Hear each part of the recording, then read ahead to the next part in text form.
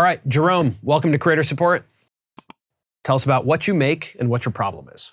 Awesome. So I make golf content. I'm here with California's #1 swing coach, Dana Dalquist, the same coach who trains Bryson DeChambeau, Victor Hovland, and Jake Knapp. And today he gives me simple tips and drills to instantly improve my ball striking and contact with my irons. Beautiful. More specifically, I created a series called Scratch to Scratch, where I started from never playing golf to try to become a scratch golfer, which is, I would say, to simplify it, like a level below pro, like less than 1% of the population. And I've basically recruited the world's greatest golf coaches to mold me to try to get to this level.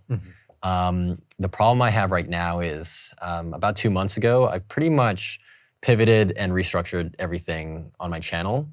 And through that new strategy, I've been able to accumulate around 150,000 to 200,000 views every 30 to 60 days. But now I'm trying to really understand kind of two things, I guess. One is, how do I get to that next level of like 400,000 or 1 million, whatever it may be, within the same time frame? And then second, a tertiary thing, is there's gonna be a lot of experimental videos down the line. Just wondering how I could basically reduce risk when I post like experimental videos. Yeah. Interesting. Okay, so a couple things that are very interesting to me about you. One, you've posted around 1,200 videos in the past 2 years. That is crazy. I don't know how you did that. And the second thing— What's the breakdown there between long form and shorts?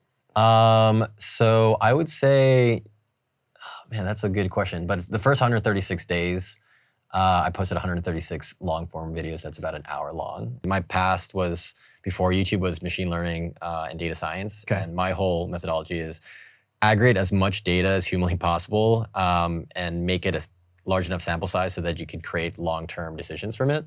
And so that's what I did with YouTube. That's why the 1,200 videos was, I was like, let's get there until I could understand what's happening. But now it's like, but I was also posting 6 shorts a day within those. So I guess 6 to 1. Yeah, 6 to 1 ratio, that's crazy. Yeah.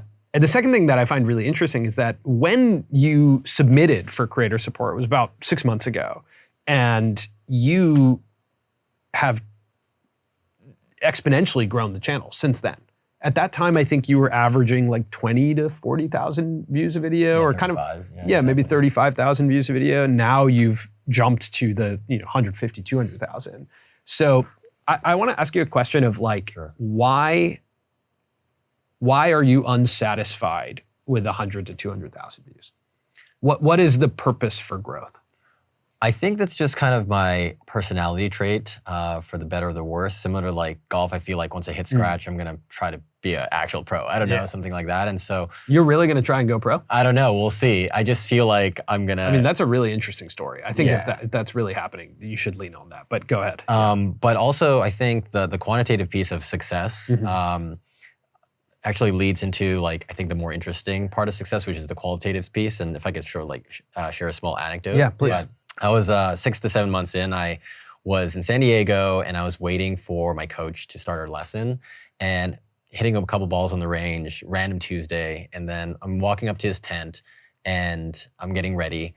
And a guy, an elderly gentleman, like runs frantic to me. He's like, Jerome. And I'm like, who is this guy? I don't know who this guy is. And he basically like confesses that like 2 to 3 weeks ago, he was in like a depressive state. He didn't really understand what to do with his life anymore. And then he watched my channel and he's like, I don't know what it was, but seeing a random kid do whatever it took to go for a goal, like he had like a new resurgence. And so he was living in SF, bought tickets to fly down to San Diego to train with my coach. And he started the game of golf and he has like his own journey now.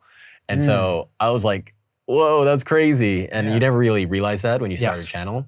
And so I think like, obviously, like growing the channel to become bigger is awesome, but that will essentially, like, I guess, lead to a lot of those instances and like help a lot of people in a qualitative standpoint. And so I guess like the intertwine of the qualitative and quantitative is like what I see as like a good success point. Why don't we watch one of your videos? Just at least some of it. Sure. 1,000 days ago, I decided to walk away from my entire life to chase one goal. Today, I have made one of the scariest, craziest, and maybe riskiest decisions of my life. To go from never stepping on a golf course to become a scratch golfer. How good would you like to be? I mean, we're trying to get scratched. That choice cost me my lead engineering role at a top tech company, living 3,000 miles from my friends and family, and over 5,000 hours grinding through pain, bad weather, and failure, but also lead me to eventually learn from the best golf coaches in the world. And today I'm playing 18 holes at one of America's most demanding tour-tested courses to see how close I am to that zero handicap, while breaking down the 18 biggest lessons forged over those 5,000 hours of training through elite coaching worth well over $100,000. And I'm giving it to you all for free, so you can save years of practice, tens of thousands of dollars, and play your best golf ever. Starting with my first ever lesson and the most important fundamental every golfer needs to get lower scores, a consistent golf swing, and more. The grip is Well, there's There's a lot of information in a that. lot of information there. There is nothing casual about that. That is clearly written. It's strategic. It's trying to make sure everyone knows exactly the value they will get if they choose to stay for this adventure. If I'm just to take a step back of like, what did I just gather? Because it was a lot that just came at me. Yeah. Number one is like, the thing that stuck out to me was you leaving your job. That was interesting because that made me feel some level of like stakes to this and care. The other thing is there was a lot of terminology that if you don't golf, like I don't golf, I still don't know what scratch means. Yeah. So that signals to me this is for a golf audience. That's funny. So my team and I went literally like, should we say zero handicap, scratch? Should we explain it? And so But we went even back zero handicap, I don't know what it means. I think the way you explained it to us already was better. That it's like basically a step below pro. That was That more 1% of people, or less than 1% actually get. We got to rewrite this. Yeah, but that as a mission was more understandable to me. And then 18 lessons is an overwhelming amount of lessons for me. Yeah. Just to be honest. Like Yeah. when I look at that, I'm like, oh man, like this is a lot of information that I need to be prepared to digest. Like 18 lessons. Yeah. I think you have something here in the intro, which a lot of creators do. They have numerous reasons why you should stay and watch this video, right? You have like 3 to 4 different storylines happening. Yeah. But my opinion here is don't give them to me all at once. Yeah. Because I can't choose which one I care most about. So give me one storyline, which is probably that you're trying to become a scratch golfer. Yes. Let me watch you attempt that for a second. Yeah. Right? Play part of a hole, then drop me into the next storyline, which is like you're actually going to learn lessons Gotcha. throughout this, right? Like drip it out Ooh, a okay. little bit I across see. the video. Yeah, that because makes I can't take in every single value prop right away. Yeah. I can take in one. Okay. Got it. Makes sense. My opinion is like when we talk about how big the audience can be, within this minute, you reduced the audience size. Gotcha. Does that make sense? Yeah, like 100%. The biggest audience size, which may or may not be the audience here, is like I left my job to pursue a crazy impossible task. Got it. Or a crazy impossible thing that not many people can do. It reminds me of Yes Theory made this video of a guy, or a movie with the guy Anders Hoffman, who left his consulting job to go run a marathon on Antarctica. And now his new mission is to become a pro soccer player. Yeah. I think you could follow a similar trajectory here where, you know what, just skip past the handicap thing. Yeah. Say you left your job to become a pro golfer. Okay. Yeah. Because my mom understands that. Yeah. Right? Like that's really universal. That's easy to understand on an instant. And then 18 lessons also reduces the audience back down to like, I can only watch this if I also golf. Which is, again, I think filters are a good thing. And I think tight-knit, purpose-driven audience, like once you reduce all those filters down, now you go, 125,000 of those people is a lot of people, right? Because this has so many requirements to get in the door after a minute that when you get to that size, you're like, that's actually a lot of a specific type of person. My opinion here is that golf lessons are available.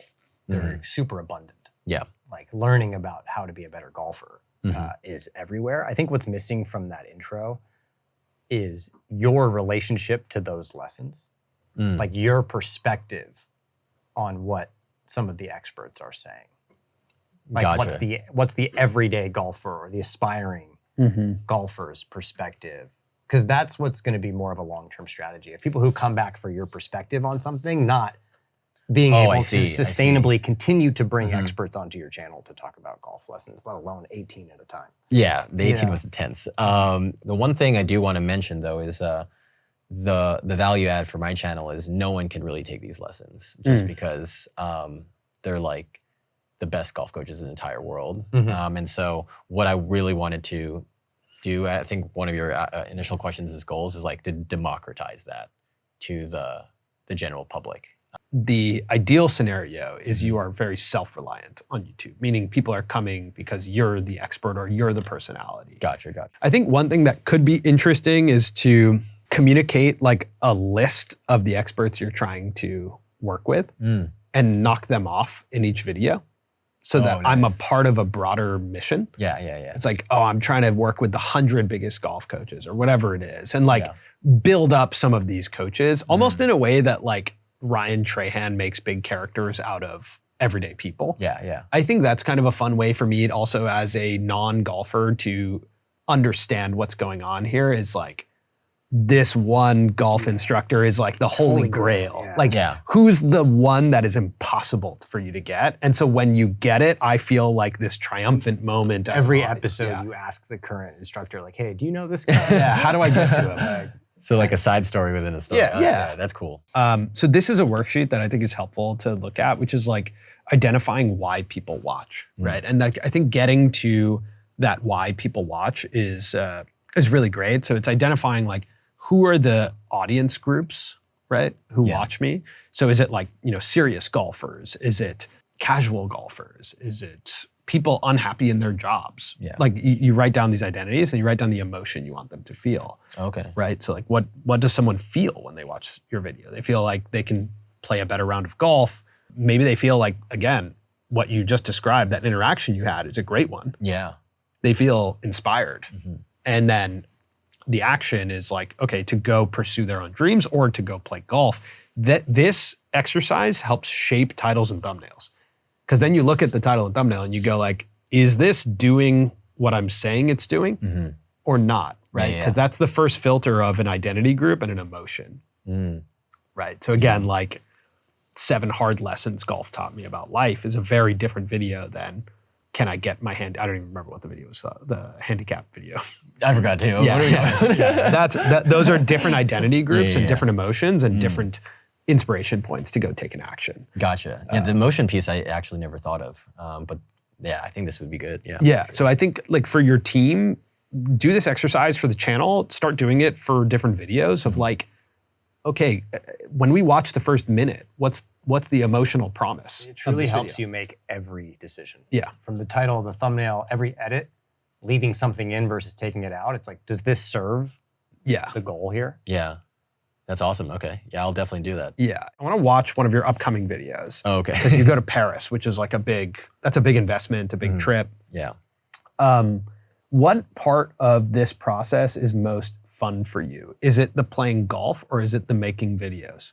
I think I love playing golf more than anything. Okay. I feel like making the videos, there's so many different parts right now, but I think the most fun part about that is just thinking about the story and how I can kind of infuse my personality and all that stuff.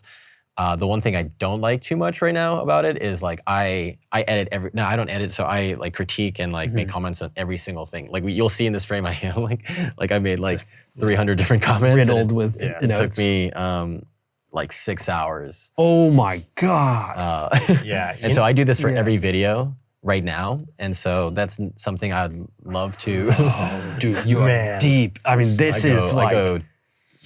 are deep in frame. This is one of my least favorite things about being a creator is writing notes in frame and then having those notes misunderstood because I didn't explain it well. Yeah. So you go through the time to do all this, but then you didn't communicate properly. Yeah, sometimes we've gone through that, and so hopefully, like I want to be long-term, be able not to do this anymore, but it's like this tricky balance because I feel like the value of my videos have been really good because I can like meticulously be like, this moment needs this sound design at this frame, this angle. And so I'm so like precise about so many of these things. And so that's what leads to this.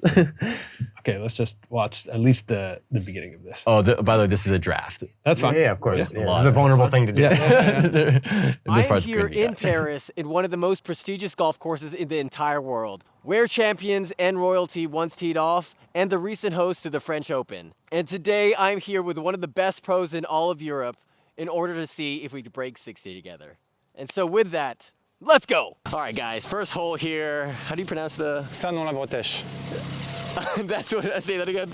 Sanon-la-Bretèche. That's where we are today. It's an amazing course, amazing track. We're gonna try to break 60 to get us together.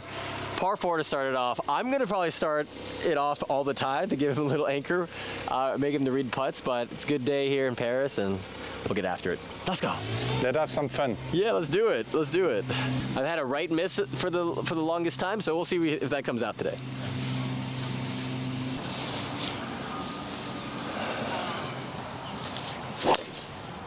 Yeah, good one. Would you ever start a video with that?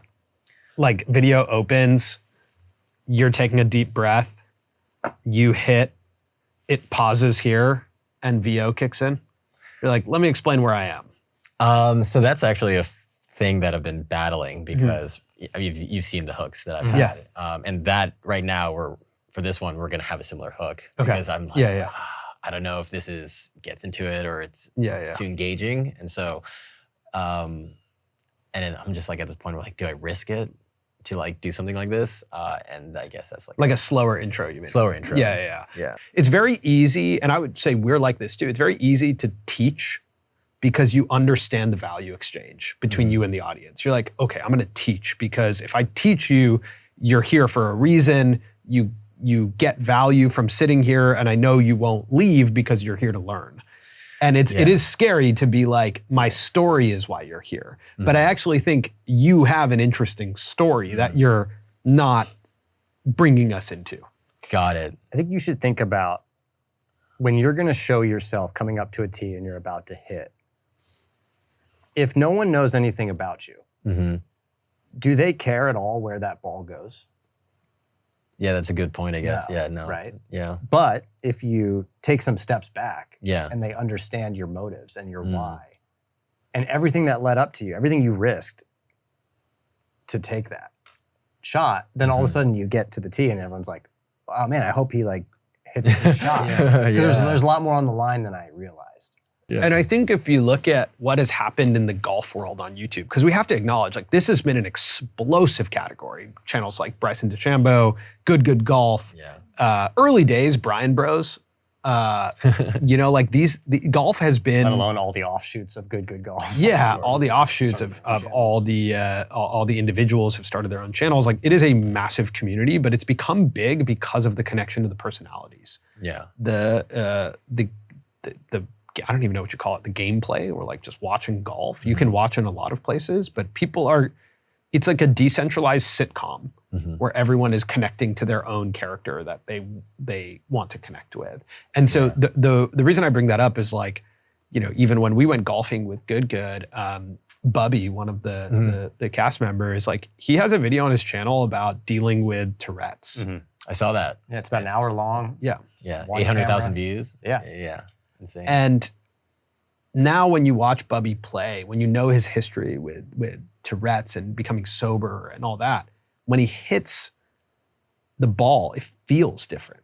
You care more Yeah. because of his personality. And I'm not suggesting any sort of manufactured vulnerability, but I'm suggesting that, like, what is happening on YouTube with golf is the deep connection to the golfers. Yeah. And the people who are more like me than like Phil Mickelson or Tiger, like, those guys are not like me, Yeah. right? They're superhuman. And Yeah, so yeah. I think there's an element here of like, oh, this is more accessible than I thought it was, Yeah. right? Golf is more accessible than this, like, reserved for a certain class of individual. And I think that I'm bringing that up because I think, leaning into the, like, the elements of your personal journey is important. Yeah, no, I like that because I've started implementing that, but I think to your point, I was a little scared of, like, are these people really here for my journey or the teaching? So then I would like put it at the end. Yeah. And of course. so I think it's maybe, scary. Yeah. It's scary because then if you make something kind of vulnerable and people don't like it, that's all of a sudden you're like, yeah, I guess I'm boring. I guess I suck. You know, like, I guess nobody wants to watch it. But yeah, there's subject matter and then there's like the person. All right, as I'm watching this back, I'm realizing Jerome is excellent at optimizing his channel and figuring out his strategy to get more people to watch his videos. But as you can see, what we're talking about here is a little bit deeper. It's a step deeper of why. What's the vision beyond the views? What's the mission of the channel? And then even more so, as you go deeper into this career of being a creator, what do you want your life to look like as a creator? All these questions, these bigger questions beyond strategies and optimizations, these were really important questions for Colin and I to ask ourselves. So we put together this worksheet. It's 17 questions to ask yourself to get clarity about the career you want as a creator and what you're building really. So if you want to check that out, just click the link in our description, just put in your email and we'll send you those 17 questions to fill out. You can fill them out on a notepad. You can write them directly on the sheet. I think it's a really good exercise to find clarity as a creator. All right, back to our episode with Jerome. If you want to go bigger, one of the best exercises you can do is write a headline and article about yourself from the future. So let's say it's the end of this year. And let's pick a publication like Men's Health, maybe. Men's Health writes an article about you. What's the headline? Oh man, Men's Health. I guess try to become this guy gave up everything to pursue his dream to become a scratch golfer, and he became it or something. I don't know, something like that. On the spot. I think that's a homework assignment. Okay. It doesn't have to be Men's Health, but I think writing the headline that you want, because that's the way people talk about you. And the fastest path to go from 200,000 to 400,000 views, like of course one of them is going to be increased reach on YouTube and increased click through and watch time and all that. But sometimes you have to reduce this down to someone's on the course and someone goes, hey, you should watch this guy, Jerome. He's fill in the blank. Because that word of mouth is actually one of the fastest ways to grow. And I think sometimes we think way too much about the metrics of YouTube and the surface area of YouTube, and way too little about just people going to coffee with someone and going, dude, I've been watching this YouTube channel. Let me tell you about it. If it's hard for them to explain, or it doesn't match what you want them to say, it's not going to spread. I see. But if it's easy, then it can spread. And when you write that headline, then it's starting to integrate that into the content. Whether that's a tagline, hey, at the end of every video, I say like, and just a reminder, whatever you're pursuing in your life, impossible is possible. It doesn't have to be that, because that's Anders and maybe too cheesy, but like, whatever that thing is that you're trying to accomplish might be the path to growth. Is kind of like the phrase of like, why not me? You were like, why not me is good. And 5 years ago, like that is good. Never golfing. I realized like I wanted to become a pro, and I thought, why not me? Why not me is good.